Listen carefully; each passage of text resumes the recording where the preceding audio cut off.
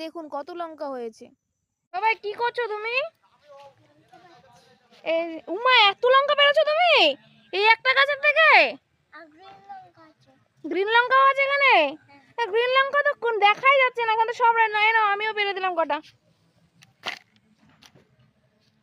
না আমিও কটা এনে দিয়েছি তোমাকে। ইয়েস রেড, সব রেড। দেখো সব গাছের লঙ্কা পেকে গেছে। উমা কত লঙ্কা হয়েছে দেখেছো? ওই যে বাগানে আরো গাছ রয়েছে না, ওখানে সব লঙ্কা পেকে গেছে, দেখেছো?